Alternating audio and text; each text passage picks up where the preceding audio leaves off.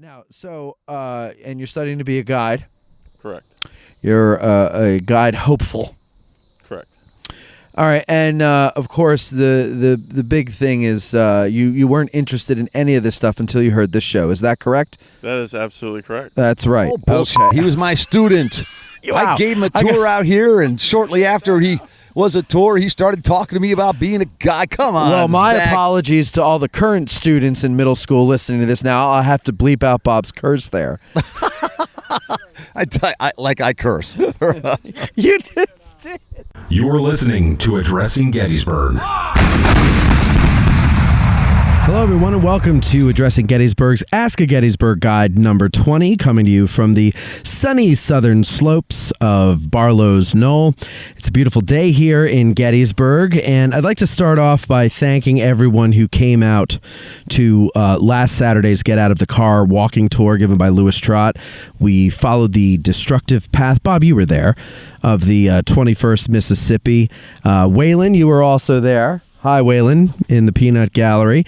It was an overcast day. The rain held out, though, until the very end, and it was very nice. Louis did a great job. We've got two more of those tours coming this year, and they're all free, thanks to our awesome and generous patrons over at patreon.com. So if you wish to try to catch any of our Get Out of the Car tours, you can see what remains of the 2020 schedule by going to addressinggettysburg.com/tours.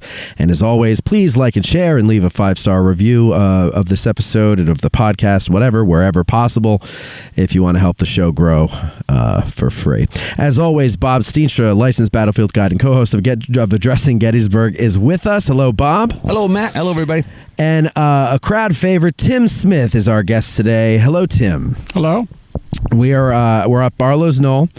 It's not a place that we've gotten a lot of questions about in the Ask a Guide episodes, and that bothers me. So I decided we're going to do one anyway. And we've solicited our questions from our patrons, and we've got some. But Tim and Bob, both of you guys, if you don't mind, give us a little bit of a background. Who's out here? Why are they out here? And what happens? Take us all the way through the action here before we get into the listeners' questions. Well, we are at pretty much the right flank of the Union line on the first day of the battle, a little knoll. As I'm looking around, I don't see much high ground except where we are, and that's where Francis Channing Barlow, the division commander of the 1st Corps of the 11th Corps, will decide to move out to this little knoll with a battery of guns, 4 guns, I believe, of Lieutenant Bayard. Do you pronounce it Bayard? Wilkeson, 19-year-old New York City guy, and once he moved Wilkeson out here, he's going to have to move some supporting infantry. And so before long, a whole division, Barlow's division, will be moved out here. And once you do that, the next division west of us, originally Schurz's division, now Krzyzanowski, is going to have to move up to, or does move up anyway, to attach and to just help support the position. So their original position is not supposed to be out here, is what you're saying? Well, Barlow Tim, moves out here? Jump in here anytime. That's a good question. I think one of our questionnaires, one of our questions is going to be that very thing. Okay. So I didn't know if you wanted to get into that, but Well, just touch on it. They're really, we don't have much written about the position that the 11th Corps was supposed to occupy. Okay. There are writings about the battle by General Oliver Otis Howard. There's some official reports of the battle. And Colonel Schurz writes a little bit about what his expectations were. And Colonel Schurz is kind of interesting, writing years later. His division arrives here first and is placed in the fields north of Gettysburg College, which is behind us, a little south and maybe a little bit west of us. The soccer field, you mean? Yeah. Okay. Out there where the Gettysburg College soccer fields are. And his expectation is when Barlow's division is brought up that they will be placed sort of in a line with his division or pulled back a little bit from his division and then maybe moved across the fields and with their right on the Harrisburg Road back near the edge of the town. Okay. And he's as surprised as anyone when Barlow, instead of staying in a position closer to town, moves forward and swings his line out to this rise of ground that today is named after him, Barlow's Knoll. I should talk about a little bit about it, the documentation for this.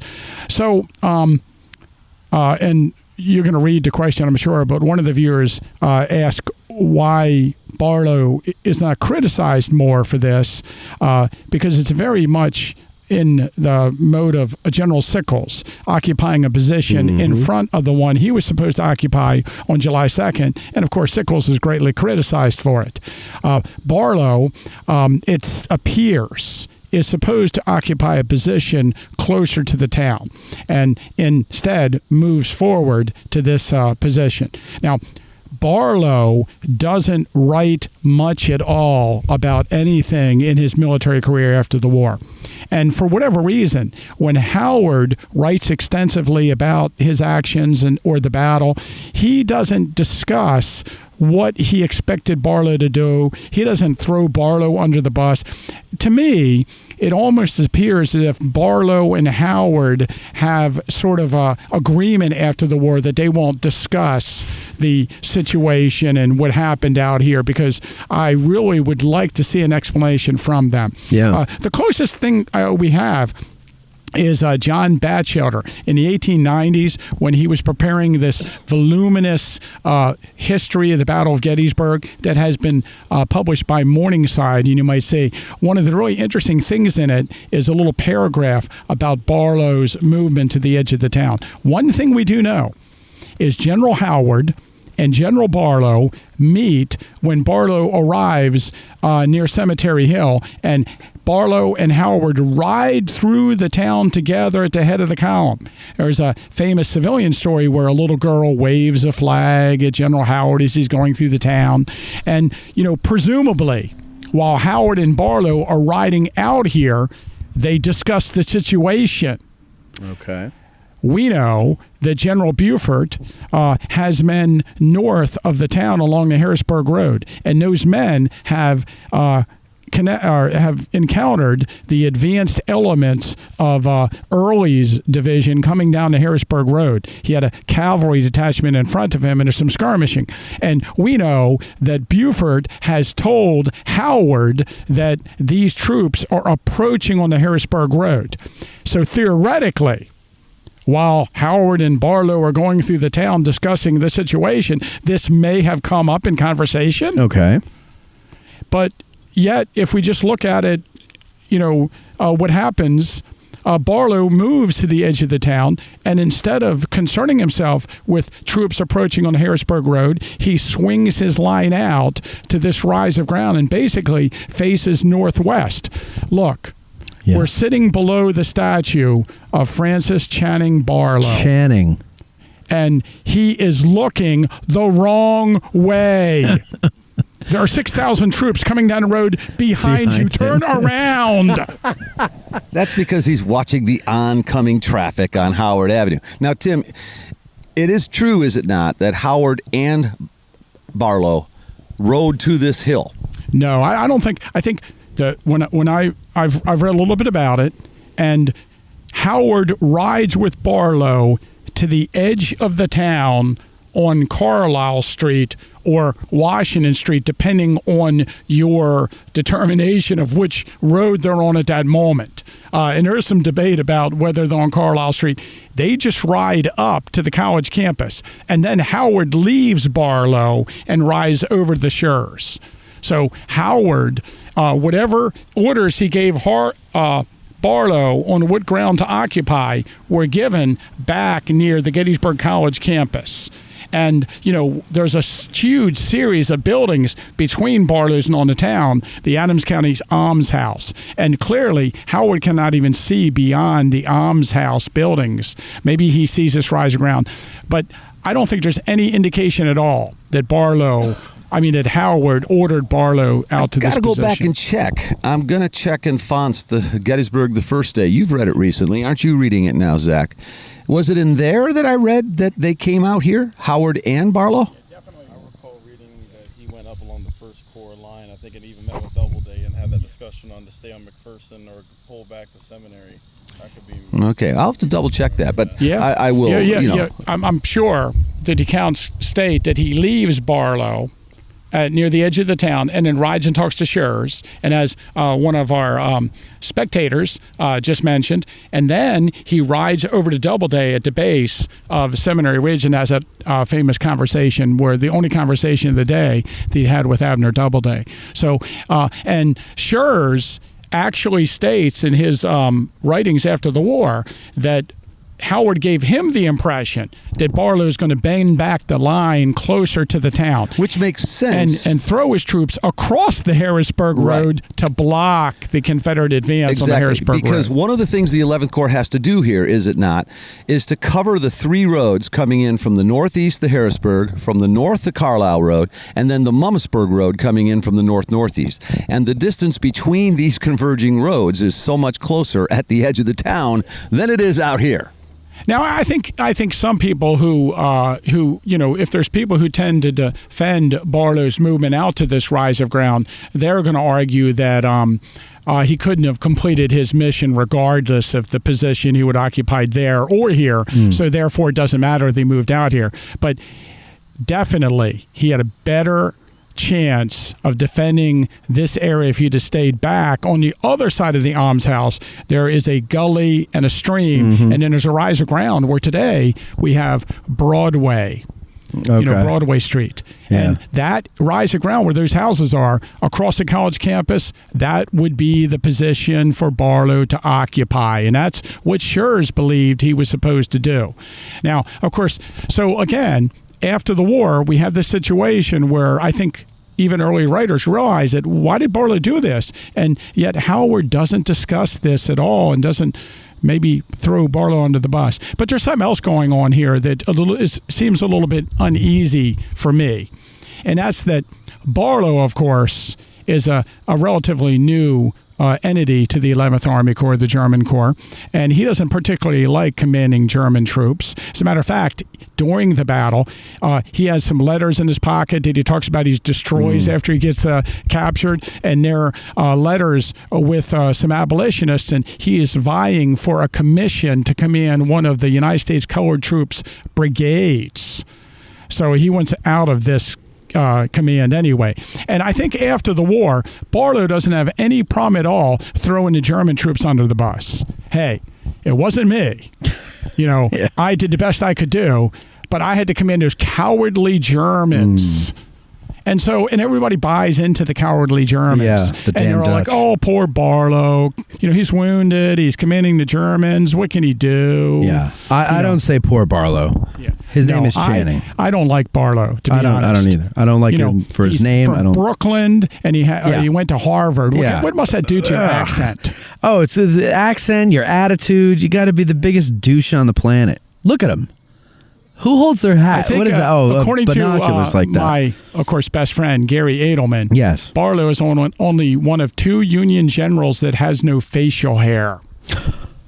Yeah, because he's a boy. Look at him. Look at his fine hair. Look at this hairstyle he's got. He looks like a child.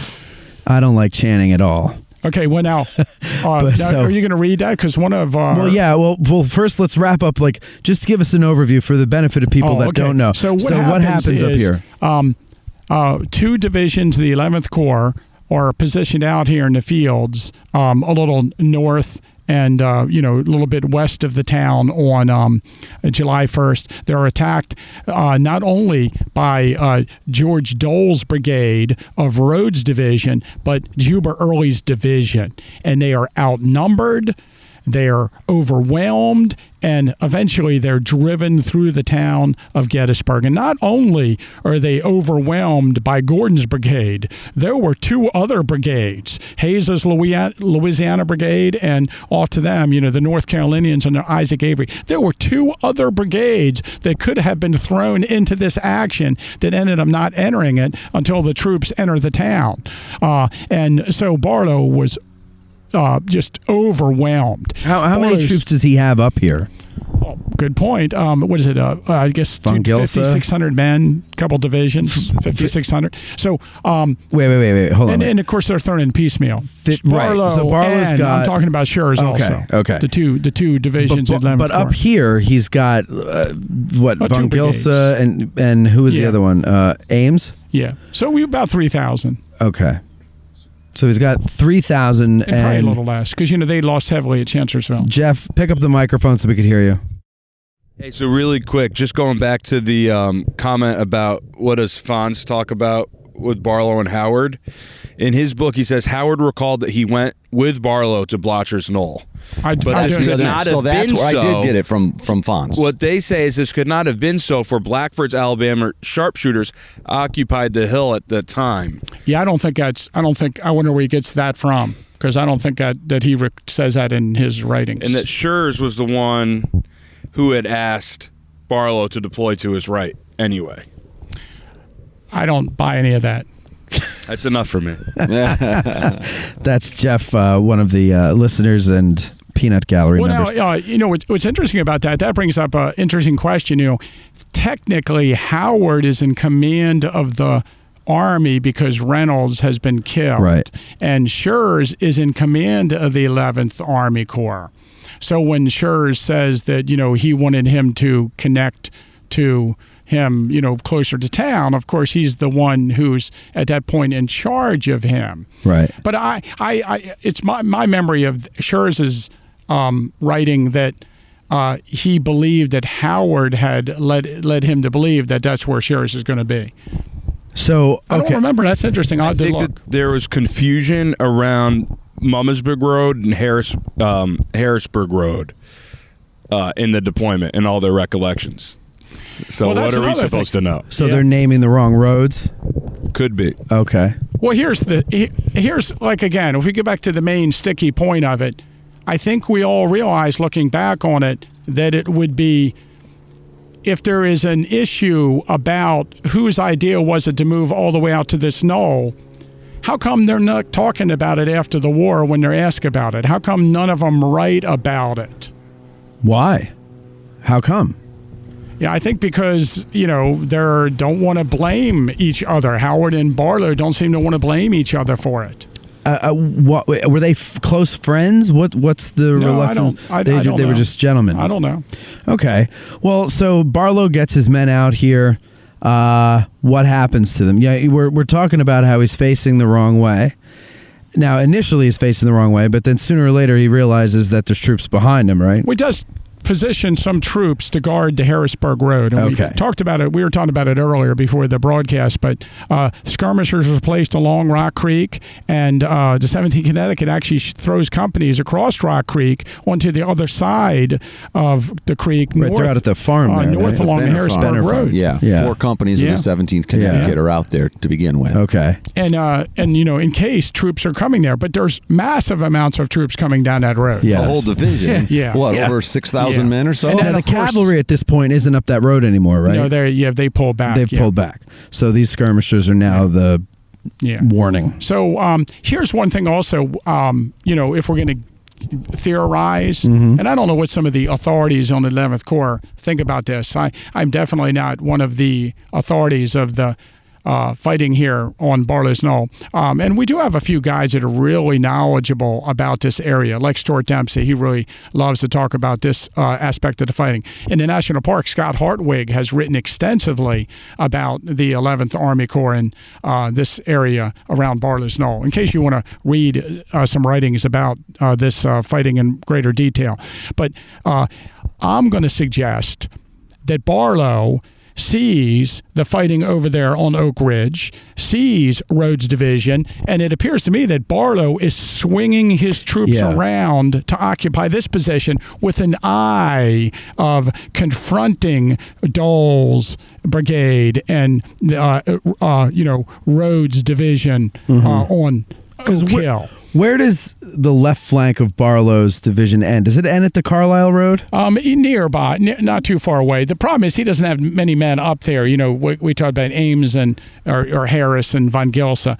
And Krasinowski's brigade of Schur's division will actually be the troops that you see that are positioned out along both sides of the Harrisburg the Howard Road. Avenue takes and they're that actually bend. shifted up here by Schur's. Okay. So, but if he gets this Knoll, he's in a position where he can launch an attack against those troops. Now, the problem with that is, why would he do that? Doesn't he know that all these troops are coming down the Harrisburg Road? Right. And again, it goes back to, if we say this is a disaster, what happened out here, it's our natural inclination to blame someone for the disaster.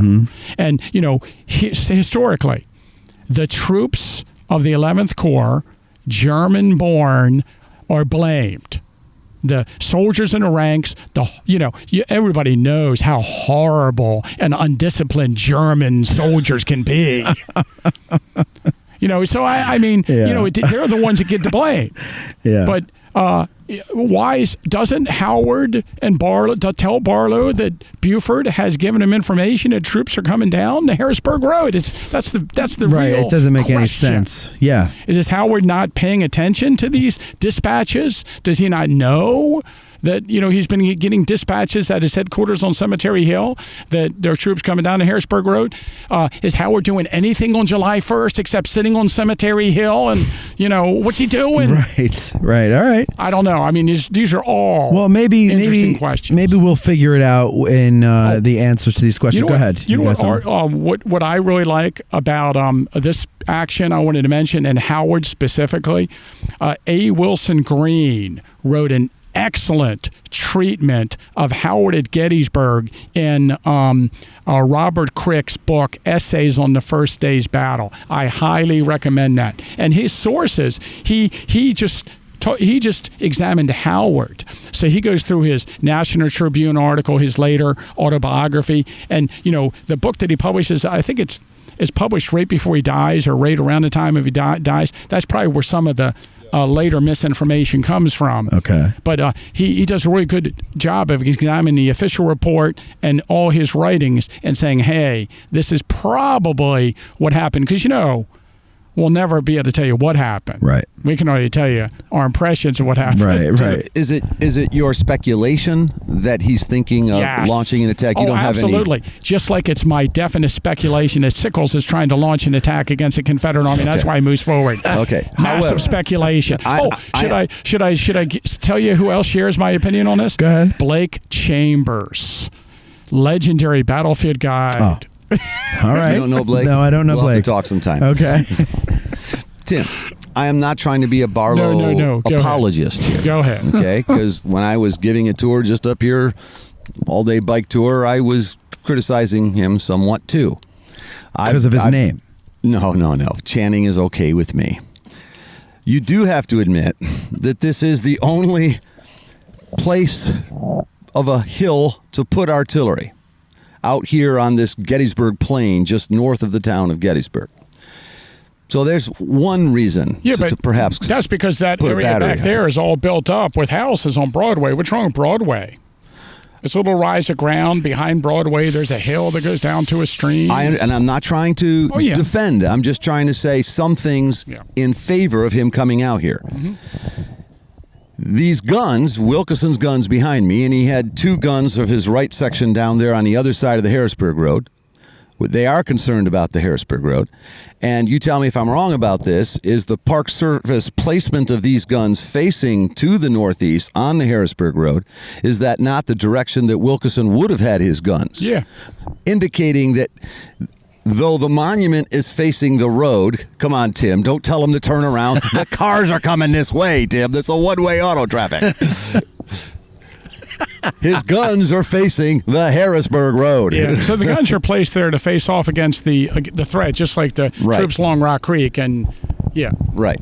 And you know, but 4 guns facing against 6,000 Confederate soldiers. and a I'm whole with you. battalion of artillery, And right? Tim, I'm just trying to point out another side of this. My interpretation of it is always he should have stayed on the other side of the almshouse, where the distance between the roads is less. Now, we don't have any proof that he would have known that Reynolds, and I'm not even sure that you believe Reynolds wrote those last couple of sentences, I will fight the enemy inch by inch, and if driven into the town, I will barricade the streets. But certainly, there was an opportunity to do that back there, to barricade the streets and to keep the Confederates longer from getting into the town. Because how long did they effectively stay out here once they came under fire? Yeah, it is really tough. Also, if they're staying back where he was originally supposed to be, there's all this open ground that you have to make the Confederates come online and march across, where your artillery could do more damage. Your artillery could do some damage. Now, let's talk about real quick though, Tim. The woods that are out in front of the hill here. Was it that wooded? Well, it was open. You know, there are woods to the north and a little bit to the west, I guess. Northwest. What are you saying? Of the Barlow's Knoll here. Right. There is a little patch of woods, and the Park Service planted that patch of woods recently to try to regrow them. Oh. But along Rock Creek and all the way up to Harrisburg Road, it's all open. So then these guns would have been able to see what's coming. The guns could see across the open fields. And conversely, the Confederate guns That's up on Jones Battalion Road. That. Jones's artillery battery battalion can see too. They've got a whole battalion arrayed up there against 16, these 4 about guns. 16's in a battalion. So, okay, so when you come here today, and if you're standing on Barlow's Knoll, it might not make as much sense to you because of the woods. But so even if the Confederates were able to get guns up here, the infantry would have to march across this open field to get to Barlow's infantry, right? And the Union artillery could have made it a little difficult for him to do that. Maybe but instead, now he's buildings of the almshouse were in the way. Maybe, I don't know. How many buildings were there? There were 3 large buildings and a large barn. And then several smaller buildings. Okay, so it was like a complex. It's a little complex. And this cemetery here, I know I'm jumping around, but this cemetery, this was the almshouse? There's a cemetery at the base, on the southern base of Barlow's Knoll today, and that cemetery was the almshouse cemetery. We know there's a cemetery here at the time of the Civil War, and then right afterwards soldiers are buried there. We're not so convinced that the cemetery location today is the exact location of the cemetery then, or when they talk about a cemetery, it's just somewhere on the grounds. But the almshouse grounds did come right up here where that fence is, where the cemetery is. Okay. And that's all part of the almshouse. And then, of course, this you probably know is owned by the Blocker family, and that's why it's referred to in some accounts as Blocker's Knoll. Right, okay. And Blocker is just across the stream, just north of the Knoll there, the Blocker family. And the home of one of our licensed battlefield That's right. The Blocker. Well, now everybody knows. Say his name. Good job. He's here today. Should I go over there and ask him to come? Go get him. I wonder if he's Bob. a big fan of. It's interesting. I don't know if we were to take a poll. I'm sure that, like you say, we try to be the devil's advocate and defend.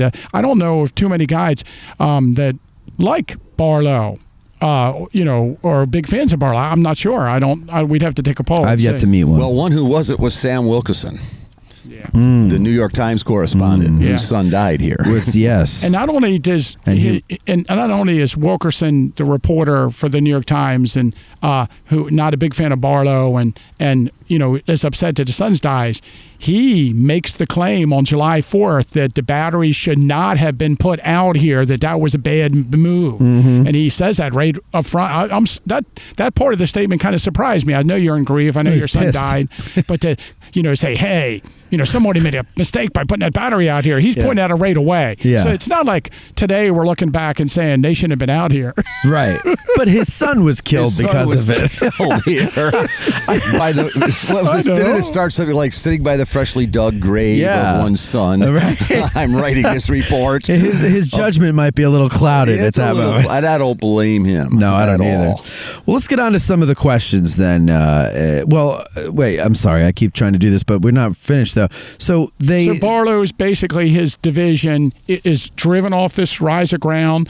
Schurz tries to send reinforcements. Those reinforcements are driven off the ground, are driven back across through the town. Meanwhile, 2 other Confederate brigades swing around along the Harrisburg Road and on the other side of it, to and Barlow's they sweep right into the town, and it causes, of course, with the 11th Corps, Schurz, his men are driven across the college campus. It sort of causes a domino effect, and the 11th Corps are driven through the town, and lots of people are captured into fighting. And Barlow himself is horribly wounded out here, and we're going to talk about that in a few minutes. Tim, give us a timestamp. What is happening on the first Corps lines while this is happening? Now, one thing that I think is very important to point out is that in early histories of the battle, the First Army Corps historians are able to say, well, the 11th Corps was driven back through the town, and therefore we had to retreat through the town because of it, as if this has something to do with what's taking place on the other side of the battlefield. And these are really 2 separate battles. And as Barlow's men are being driven into the town, the Southern Army is driving the Northern Army across to Seminary Ridge, and of course they'll break through the line at the Lutheran Seminary, regardless of how this fight is going out here. And these 2 events are not tied together, as historians sometimes tie them together. So Barlow's defeat at Knoll here causes the defeat of the entire 11th Army Corps, but the 1st Corps is fighting its own battle, and meanwhile they're being driven into the town from the west. So it's not a domino effect, it's more of a simultaneous collapse. More of a simultaneous defeat of the Union troops on the field. Okay. Now, and time-wise is very difficult, but Barlow's men and part of Schurz try to make a stand near the edge of the town, but they're driven into it. And they're probably driven into the town just a little bit before the First Army Corps is driven into the town from the west. But can you imagine the chaotic scene in the town as troops of the Northern First Army Corps are retreating in from the west and bump into troops of the 11th Army Corps retreating through the town from the north? Yeah, it's got to be a mess. And that's just one of the things that it's really difficult to think about. Yeah, because all these roads funnel into the square. Yeah. And then we have other little small engagements near the edge of the town, like at the Brickyard, which is involving the North Carolinians and the Louisiana Tigers, and Heckman's battery is overrun at the Gettysburg College campus, and they have a monument there at Carlisle Street and Lincoln. Yes. All right. Now we're going to get on to the questions. Stephen Byers is going to start us off with this one. Why doesn't Barlow get the blame like Sickles does? Fonts in Gettysburg the first day says to the effect that Barlow taking that position ultimately guaranteed his defeat. Is it because he was generally more well-liked by the other officers in the Army, less baggage than Sickles, the fact that the first day is often overlooked? We kind of touched on this before. Him and Howard kind of didn't talk about it afterwards. But how come other people didn't? Do you think he was... Sickles kind of like puts himself out there. He's a little more obnoxious, so he's going to be attracting criticism more, whereas Barlow does return to the Army, and Barlow is well liked. Okay. And Barlow is in the Overland campaign and, performs very well. Is he liked before Gettysburg, before he's wounded? I can't speak to that, whether people like him or don't like him. Well, no, but you say he's well-liked when he returns to the Army. Perhaps it's because, the guy got wounded pretty bad and he's coming back. And again, I think if other generals in the Army who haven't served in the 11th Army Corps be like, those Germans, you can't be commanding Germans, that's for sure. Right. They did have this reputation because of Chancellorsville and then 2 months later Gettysburg, and the rest of the Army buys into that. Oh, yeah, here's the 11th Army Corps. Ship them out, make them part of the 20th Army Corps. They'll be with Sherman. Yeah. Well, I do they're like out of the Army of the Potomac, Right. They're not, the soldiers themselves are not there to defend themselves when Barlow comes back to the Army and tells the story of what happened at Gettysburg. That's a good point. If he does. Yeah, okay. Barlow, really quick, I think was liked before Gettysburg. Okay. He was wounded at Antietam. He performed well at other small battles. And so it's not surprising that he'd be liked after. So maybe he just had one blunder. So he rose above his name. Wainwright. To most people, but not you. Wainwright. Never to be. He came out of the 11th Army. He came out of the 2nd Army Corps, came into the 11th Army Corps, and again, he doesn't really want to be here, and ends up going back into the 2nd. Is that correct? So he's back Oh, I shouldn't have never let you guys. Talk about him being liked. Isn't his two brigade commanders put on under arrest before this battle? Somebody asked about Von Gilsa. One of our spectators. If they could hear. Whalen. Okay. Say it again, Whalen. Isn't talk about Barlow being liked? Two of his brigade commanders are put on under arrest right before this battle. So Barlow was assigned to the command of this division because he's a disciplinarian. And, of course, he's going to butt heads with the other men in the division. And Leopold von Gilsa has been placed under arrest by Barlow. And we have some civilian accounts. As the 11th Corps is coming through the town, I can think of two accounts of it. But one of the civilians says that one of the generals of the 11th Army Corps was put back at the head of his brigade as they're coming through town on the way out here. And it's von Gilsa. He had been under arrest, and now he's made the commander of the brigade again. What was Ames put under arrest for? Because he had a good reputation. This is Delbert Ames, the Joshua Lawrence Chamberlain. Is it Adelbert or Adelbert or Adelbert? Says who? That book... I think it's by a guy named Quigley. It's called Civil War Spoken Here. Oh, okay. Did you ever look at that book? Yeah. It's a great book. He's got an explanation for the pronunciations of all kinds of names. Like I'm sure Bob and I just butchered Krasinowski's name, or however we say that. Cherzinewski. I got to tell you just an aside. I had a friend, and he dated a girl from Poland. And I think like every time that they were with us, I or Wayne Motz, I think, like to do it. Pronounce his name again. Pronounce his name. And she would pronounce his name for us in Polish. And I swear, phlegm came up when you pronounced it. Like, it was. There was no way. I could not make the sound. I was going to say, did making. you actually do it successfully? No, I could not make that sound. I can see that. That's awesome. All right. What was our question? Well, no. So the one thing I like about the one question that he poses here is it the fact that the first day is often overlooked, and I mean, could it just be that this is kind of overshadowed by more fanciful and bigger actions and okay. All right, let's move on to Richard. Oh, Bob, you said something about Wainwright. Oh, go. You're going to read Wainwright. Yeah, just a quote of Wainwright's. This is from Coddington, page 301. He called Barlow's move an act of unspeakable folly. Instead of advancing, we should have fallen back as soon as the approach of the enemy from the right was developed, and should have reformed and barricaded the lines with our right well refused upon the town, and our left connecting as well as might be with the right of the First Corps. We should then have punished the enemy more severely, and perhaps have held the town until dark. I do not know who is responsible for the advance, but whoever ordered it deserves the severest censure. Barlow himself to his mother. We had an admirable position. We ought to have held the place easily, for I had my entire force at the very point where the attack was made. But the enemy's skirmishers had hardly attacked us before my men began to run. Germans. No fight at all was made. Now, I'm going to talk just for a minute about one of those Germans from this damn Dutch 11th Corps, because I'm Dutch.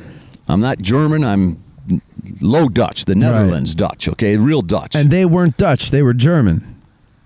Yes, these are Germans, but that's okay. Yes. Deutsch. Deutsch. Broke into Berlin's famous Spandau prison to release his mentor, Professor Kinkelman.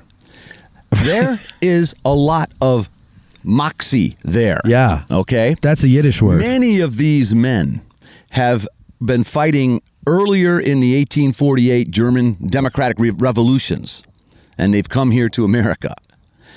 There is the 82nd Illinois Regiment on the other side of the Carlisle Pike, not part of Barlow's division, who will be fighting here on the first day, and on the second day, they've gone over to help repulse the attacks against Culp's Hill.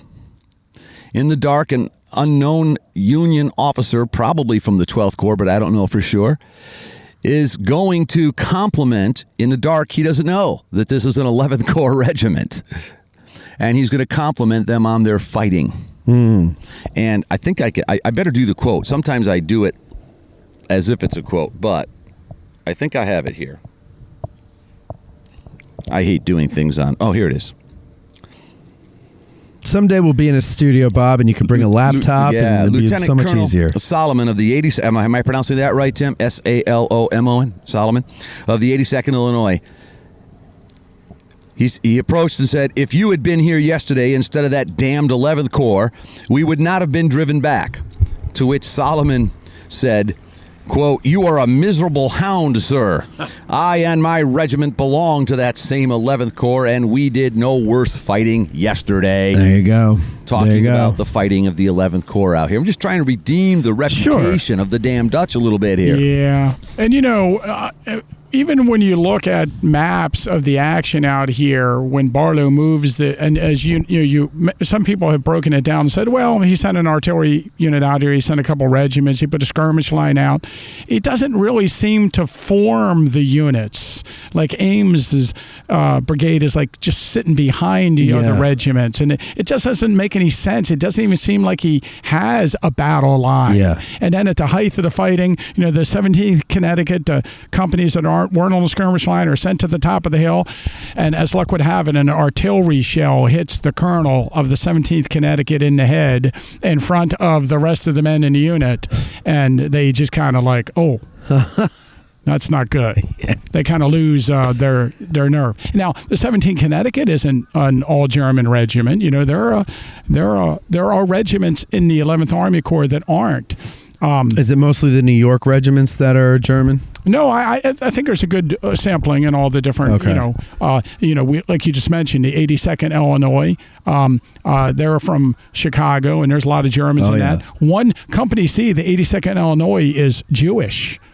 And Company I, the 82nd Illinois, is from Norway, Sweden, and Denmark. They're Scandinavian, Company I.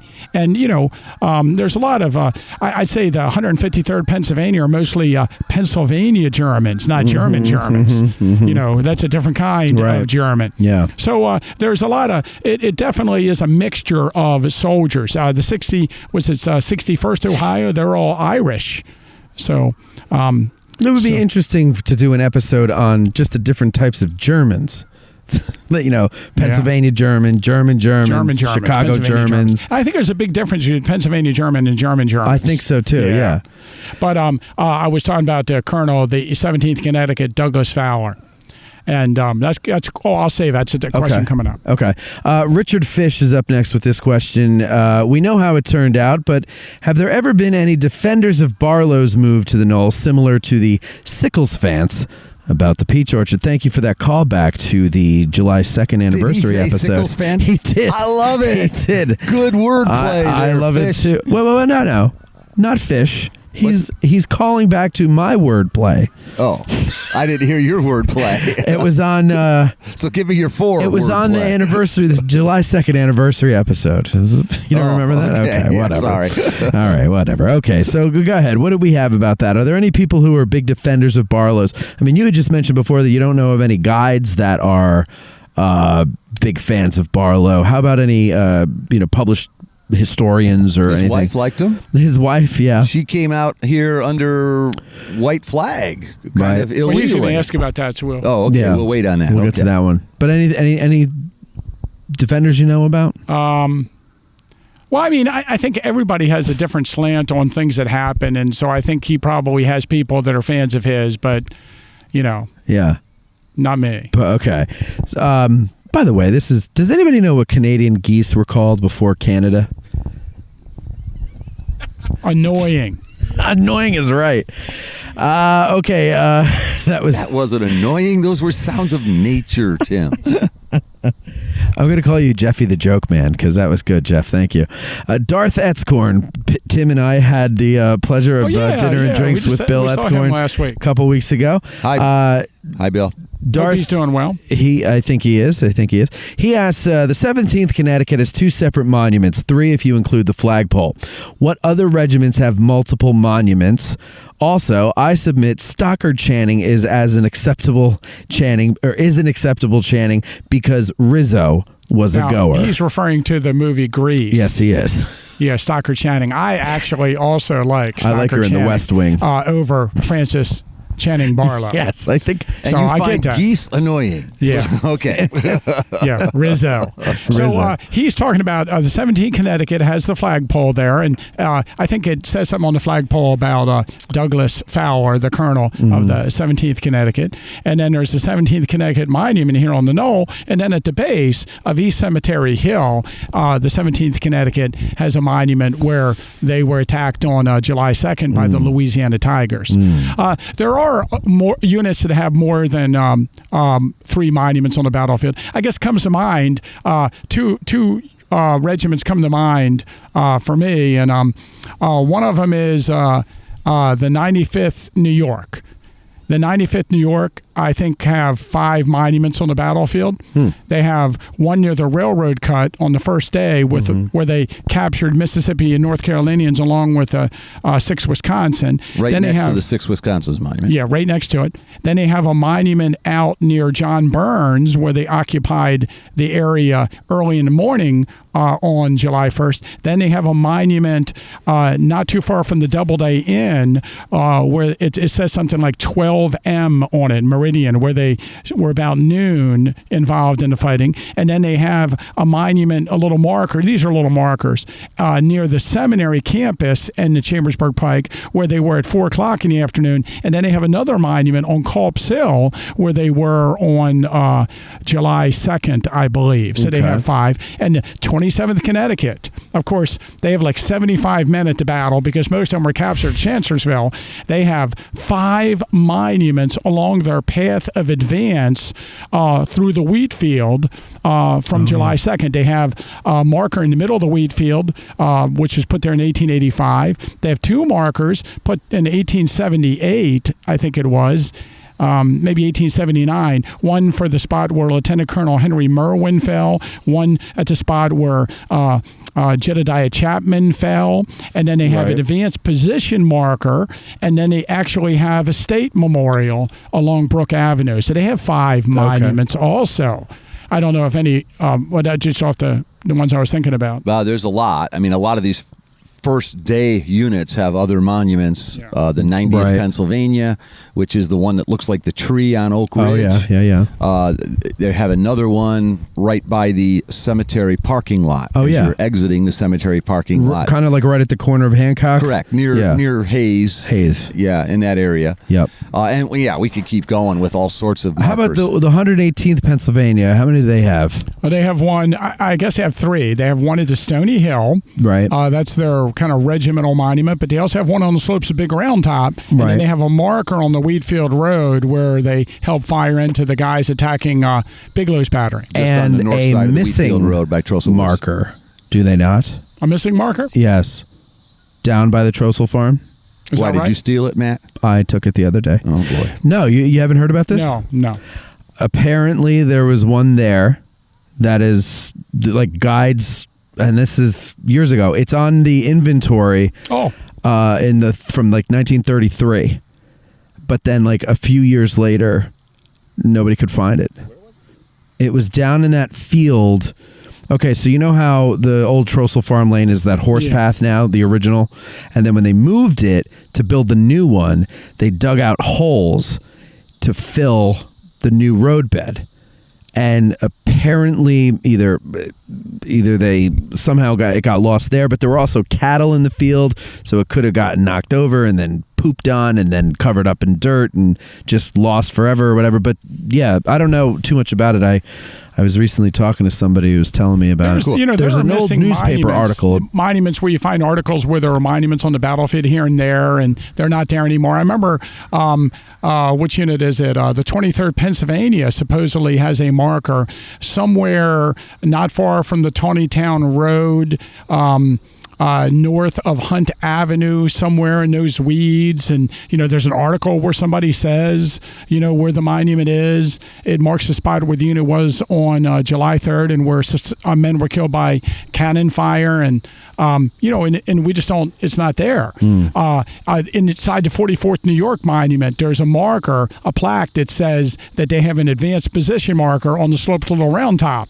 And that's not there. Right. So, either these monuments were intended to be placed, or maybe they were wooden markers or stakes or blazes on trees or things like this. And, we could go on with that list. Or like the 93rd PA where it was originally carved into a boulder until they put the monument on top of it. Yeah. Like they have their two monuments, but their advance marker was carved into a boulder until they put the regular one on. I'm going to throw two more in there, and one is just a tweak, Tim, because I'm still recovering from our July 2nd anniversary episode. Tim, I think I've mentioned you 2 or 3 times since, and one of them was today. Hang on, I'll tell you in a minute. But the 7th West Virginia Infantry. You don't think of West Virginia very much. They had 1 infantry regiment. They have 4 markers. One where they were just west of the Tawnytown Road, kind of in the area where the Maryland Monument is, a little bit south of it. There's a rock wall. If you just walk up that rock wall, you'll see a little tiny marker that shows where they were when they were called by Hancock to go over to East Cemetery Hill. Of course, their main monument is on East Cemetery Hill, facing the wrong direction. Well, or is it? The soldier on it is facing the enemy correctly, but it's the back of the monument, which is kind of cool, I think. A little bit further down the hill, there is a little marker showing where they turned around, how far they had advanced, and even further down the hill, where they were on July 3rd. So 1 regiment, the 7th West Virginia, 4 markers. Good. Okay. Good. And to tweak Tim, the anniversary episode, you said you don't even take people to see the 20th Maine or mention Joshua Chamberlain. Unless they ask. Tim, today on my 7.5-hour bike tour, wonderful tour with wonderful people. Hello, Hytham. Hello, Nick, if you're listening to this. Anyway, Tim, the man said to me, Bob, I have a sense you're holding back. You don't really like Joshua Chamberlain? Bob. And I said, I said, you should hear Tim Smith. I said, maybe I am holding back because I do like to talk about O'Rourke and Warren and all sorts of people who fought here, but Chamberlain is one of my heroes. So, talking about monuments of regiments, the 20th Maine, hopefully your listeners have gone up that nice hike up the Big Round Top to see their nice monument up there. Right, yeah. It's even nicer in many ways than the 20th Maine Monument on Little Round Top. I think it's a little bigger. Yeah. And where Company B, Walter Morrill's company was, a little bit east. Okay, so there's 3 if you don't count the flank markers. Right. And, Tim, when I first started guiding back in 1991, there wasn't a left flank marker of the 20th Maine. How'd they get there? What's the story with that? Well, we don't know when it disappeared. It just disappeared at some point. So there is a map of the battlefield, a detailed map from like 1898, 1900. They took the Warren map squares that they had made, they redrew it, and they put modern features on the maps. And they're called the Cope maps. And you can, that's why, like you're talking about a marker, you can look on this map and see if a marker exists. And it's obvious the 20th Maine did have a left flank marker, and it just disappeared at some point. So there was a drive to put it back. And I guess, my memory's kind of bad as to when it was. Maybe 15 years ago they put it back. That's about what I remember too. They had a map showing where it was, so they just replaced it. What do you mean they put it back? They had another one made? They had another one made, yeah. That explains that. Interesting. Far from Barlow's Knoll. Sorry about that. No, that's But I had to work Joshua Chamberlain's name. Well, then you started to do it. I don't know if the listeners understood what you meant, but the man who commands a brigade here, Delbert Ames, was the original colonel of the 20th Maine. And if you read a little bit about Chamberlain, he credits with Delbert Ames with teaching him how to be a soldier. Right. And then, of course, he was given a command of a brigade and made a brigadier general. Right. And then, left the 20th Maine, or maybe on Little Round Top, you would hear more about him. And, he might be a bigger name. You know what's interesting about him? I believe, you can check me. I actually like having a fact checker. I know. Fact checker here at Jeff. You got to move down here, Jeff, so that you could be part of the show. I think Delbert Ames was the last surviving general who fought at the Battle of Gettysburg. Oh. I think that's right. I'm pretty sure that's right.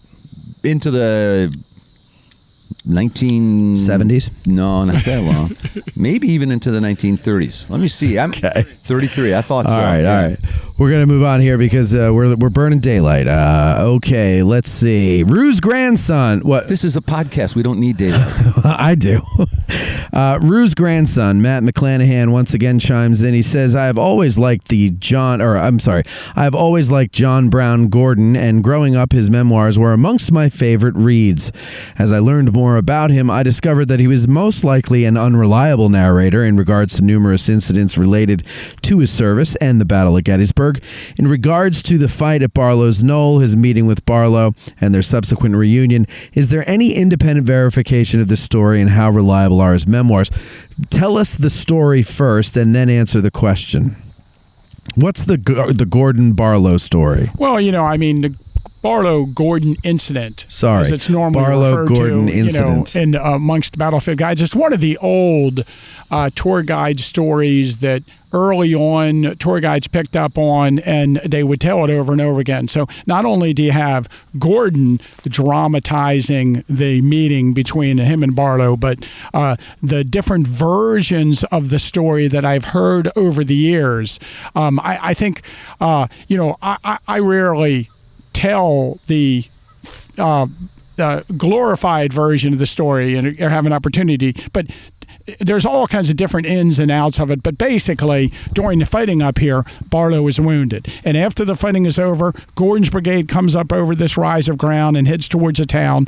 And according to the story, Gordon sees Barlow wounded on the battlefield and stops and talks to him for a few minutes and basically realizes, this guy's dying. Barlow tells him that his wife is a nurse with the Union Army, and he's going to die. And if he ever happens to meet Mrs. Barlow, could he talk to her and say that he spoke to him before he died? And maybe some version of the story, he asked Gordon if he could send a message through the lines to his wife and have her brought to him.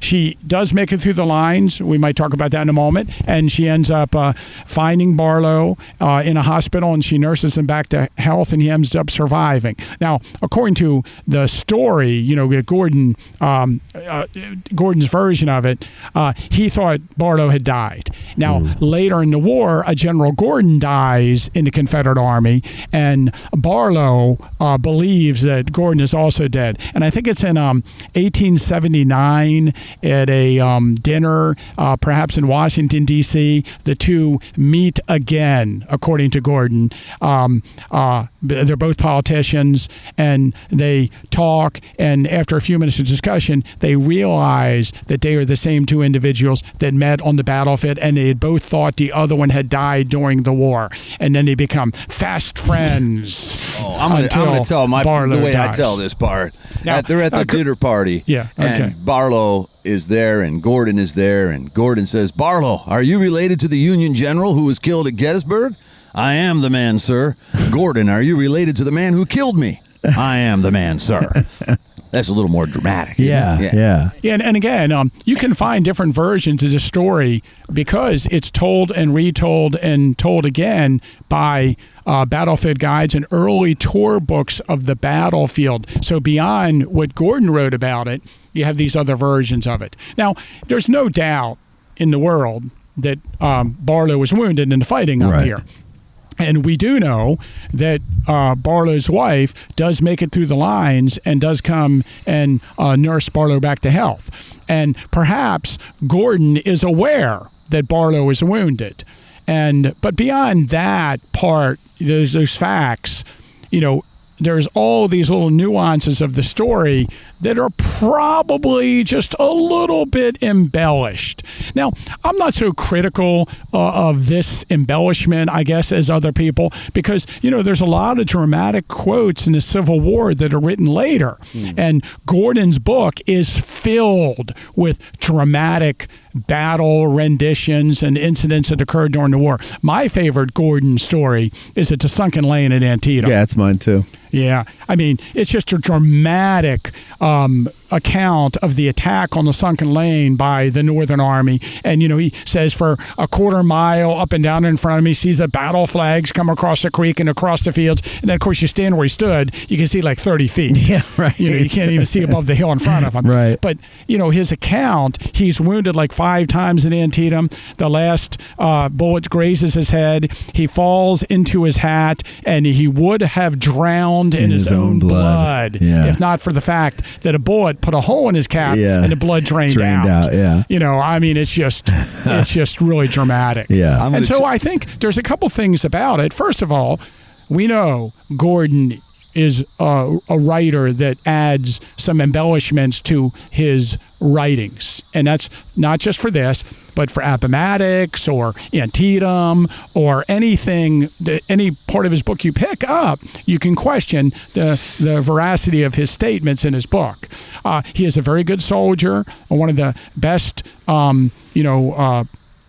regimental commanders and brigade commanders in the Confederate Army during the war, and he is wounded in battle several times. So, I give him his due. It's like this. A lot of people like to read Shelby Foote. Mm-hmm. There's probably no worse historian than Shelby Foote. But you don't want to say that, right? You don't want to tell people that. You don't want to no. See Tim's facial contortions. You don't want to tell people that, though, right? You don't want to burst anybody's lip. People love Shelby Foote. So really, is Gordon accurate or not in his account? To me, it's just a great story. It's good writing, exactly, right. Tim, and that's what do you we like get that? paid to do. You're surprised. I like that. You're surprised I took that take. Yes, thank you, Tim. So I'm gonna read a quote. I have no idea where I got it. I suspect it's Fonz, but this is a Reb describing John Gordon. Quote: "He was the most purtiest thing you ever did see on a field of fight. He'd have put fight into a whoop chicken just to look at him."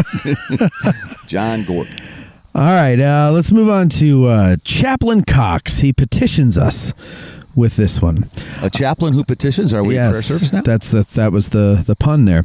I'd like to know more about the artillery fight between Bayard. Damn that autocorrect. He called him Bayard Wilkinson and Hillary Jones. Jones outgunned Wilkinson by 16 to 6 guns. Were either of them involved in counter battery fire with each other, or were both of them engaged with the infantry? It is counter battery fire. Mm-hmm. And as Bob mentioned earlier, Bayard Wilkerson, and I believe it's Battery G, 4th U.S. Artillery. My U.S. artillery unit knowledge is probably not as great.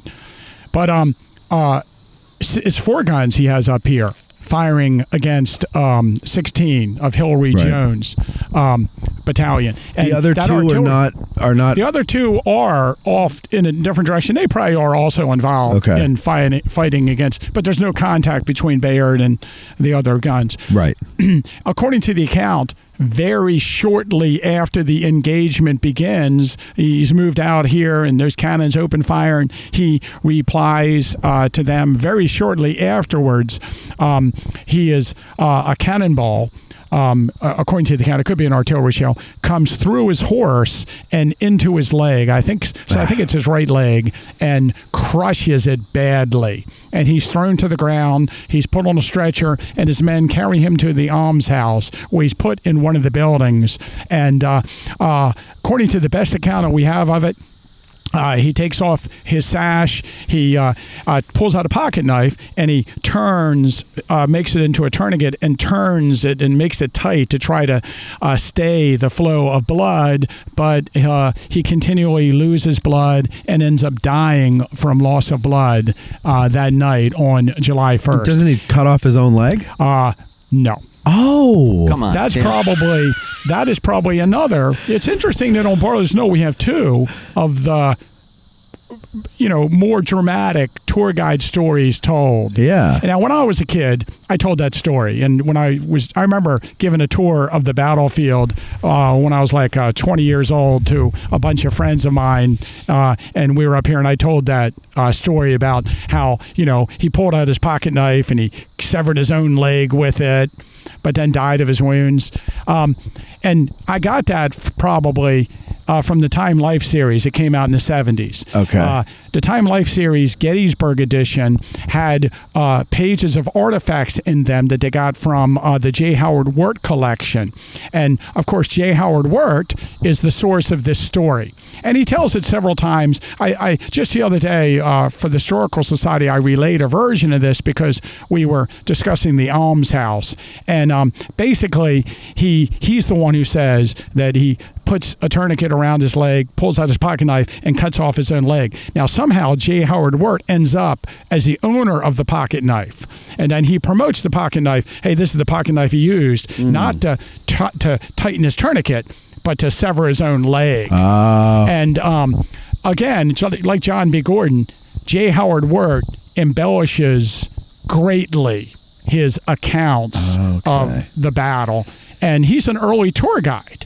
And so it's his promoting of this story that everybody knows about. And then, of course, the printing of the picture of the knife in the Time Life series, and them not even questioning whether the story is true or not. But so he just uses the knife to tighten the tourniquet. Yeah, and if you look at the letters from Bayard's, father, and then the other letter by a friend of his father, I think maybe his uncle, that actually visits him, his grave. They don't say anything about the cutting off of the leg. The leg apparently still there, and they dig the body up and we're done. You know what we could do?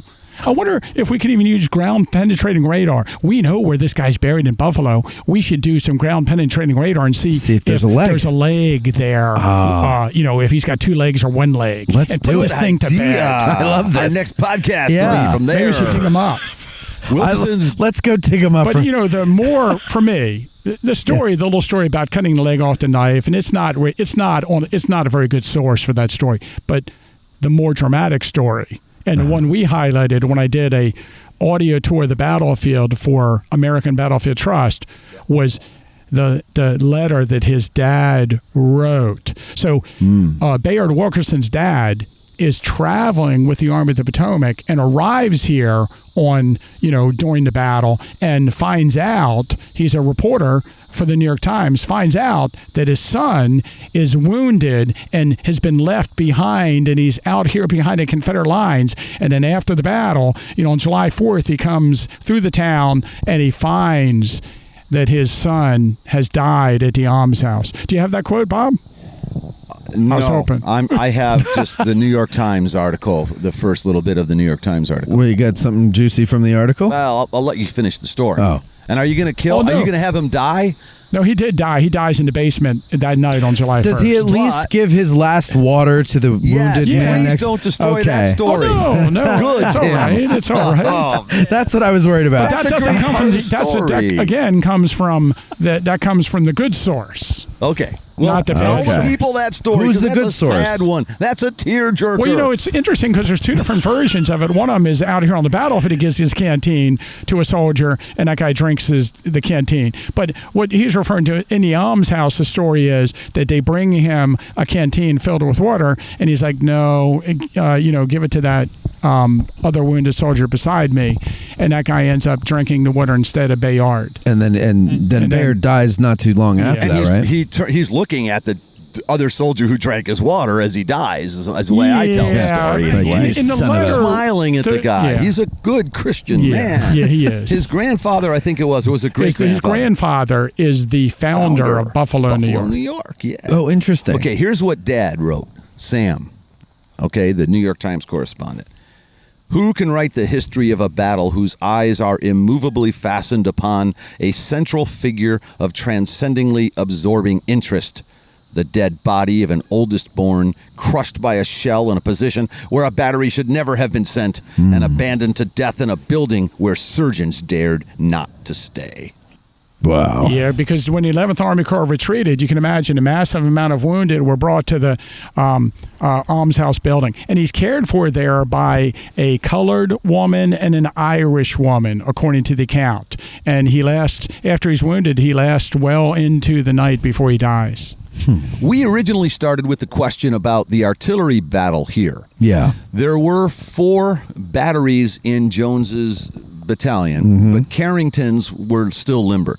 Okay. So we're really only So talking 3. about 12 guns that are actively involved against Okay. the 4 that Wilkerson had here, and I don't know if his right section would have been in, because there's the Napoleons. They don't have the kind of reach that the rifled guns of Hillary Jones has. But a gun in Garber's battery, I just missed it here, a gun in Garber's battery was knocked out of the fight with a hit on the muzzle, a very rare hit. Now, it could have been Dilger, but probably not, who's on the other end of the line, but probably not. Now, where's Garber? Out Hillary? He's one of the 4 batteries of Jones's artillery. So Jones's artillery battalion avenue, Jones's Avenue, is still there. Right.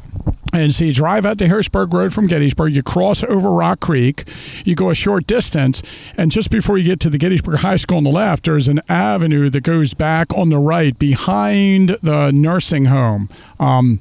Spirit, I forget what it's called, Spirit something health. The Lutheran Home, yeah. Yeah. You go back this lane, and you can find our cannons. They have the Park Service owns that stretch of land. There's an avenue. There's some cannons up there, and it's fascinating. And of course, there's a development between there and here and woods, but it was all open at the time of the battle. Right. You can't see here from there. You cannot see here And on your from way there. back, though, stop at the farm. Josiah Farm. Benner Farm. That's Which- where Barlow was And that's taken. where Barlow was taken. Barlow was taken there immediately at first. And To that's the- also where the 4 and he- companies of the 17th Connecticut were. He was Yeah. put in the house, not the barn, Yeah. because he was a general. So there's good things to see. Yeah. Oh, lots of cool things to see. The artillery. Another cool account is 4 of those guns go down briefly because in the confusion, they load 4 rounds that didn't fit in the tubes, and they get jammed halfway down. Of Jones's? Yes, and they wow. took time to pull those out, which is kind of cool as well. Yeah. Cool. Shouldn't have been drinking. Yeah, the artillery fire. What's interesting about that is, we have 2 specific accounts. One of them where Bayard Wilkerson is killed by,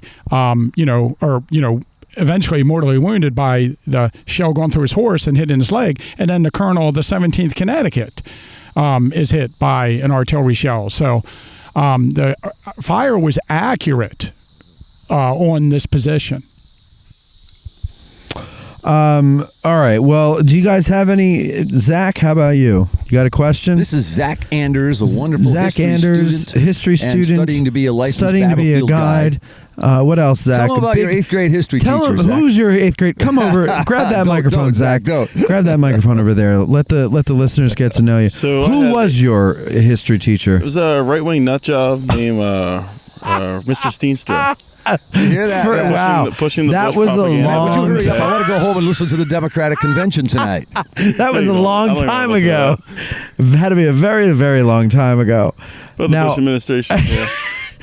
Now, so and you're studying to be a guide. Correct. You're a guide hopeful. Correct.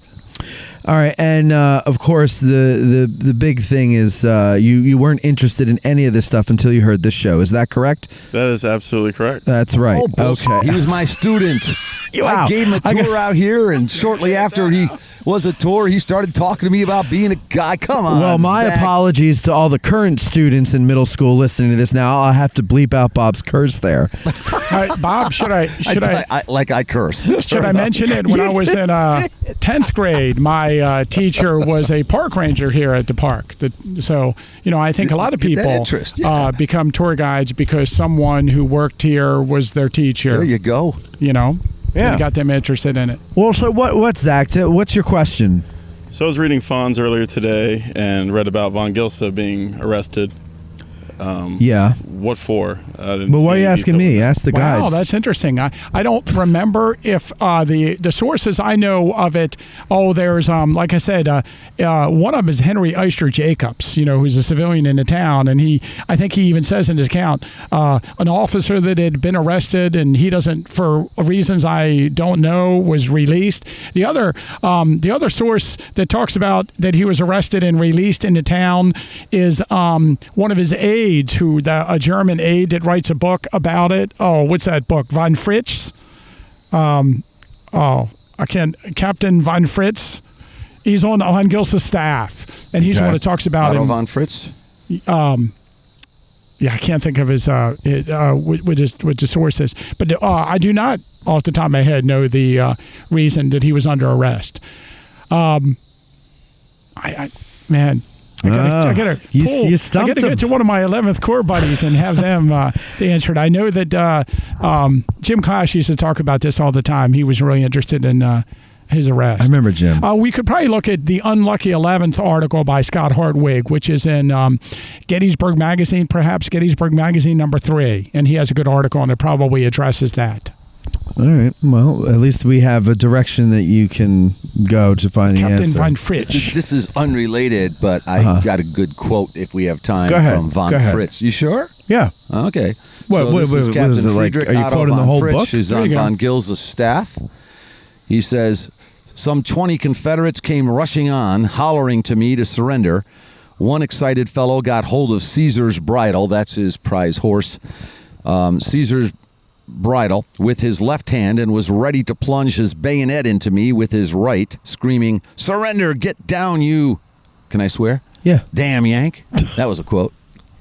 Anyway. Can I swear? You be damned, I answered, and cut off his right hand with my Saxon sword. Then I started off, gave spurs to my horse, but to my horror found myself in a yard surrounded by high fence rails. This is during the retreat, of course. They shot at me from behind and demanded surrender. Caesar, with an enormous effort, jumped the fence and made off towards Cemetery Hill. Reaching the arch, I dismounted and examined my horse. The poor fellow had been shot twice. Oh. The sword was a Damascus steel sword inherited from 2 granduncles who were heroes of Napoleon's. And the horse, a bay, once jumped a 5-foot fence with a 9-foot ditch behind it, witnessed by Lincoln. Wow. This is Caesar. according to Greg Coco's On the Bloodstained Field. Oh, that's where I've seen that before. And if we had the other part of that book, he's the one to talk. He's a good source for the von Gilsa being placed under arrest. So I imagine it happened some days before this. Okay. Jeff Whalen, any questions? Anything? Okay. Any more, Zach? What about Ames? I guess he was arrested as well. What about Ames? I do not know. Okay. By troublemakers. Probably insubordinate somehow, perhaps, to old Frankie B. Frankie CB. All right, guys. Well, thank you for doing this here. That's it for us today, folks. Thank you for listening. If you'd like to submit your questions for future Ask a Guides, you got to become a second lieutenant over at patreon.com/addressing Gettysburg. And as always, well, hey, man, you got to pay the bills. As always, if you'd like to book any of the guides that you hear on Addressing Gettysburg, just shoot me an email at matt@addressinggettysburg.com, and I'll hook you up with them. And that's it for today. Thank you, Bob. Thank you. Thank you, Tim. Thank you. And thanks to Waylon and Jeff over in the Peanut Gallery, as well as Zach. And thank you for listening. Take care. Okay. That's a wrap, folks. That's a wrap. I like having these guys. I know, I do too. It's nice to have a little audience.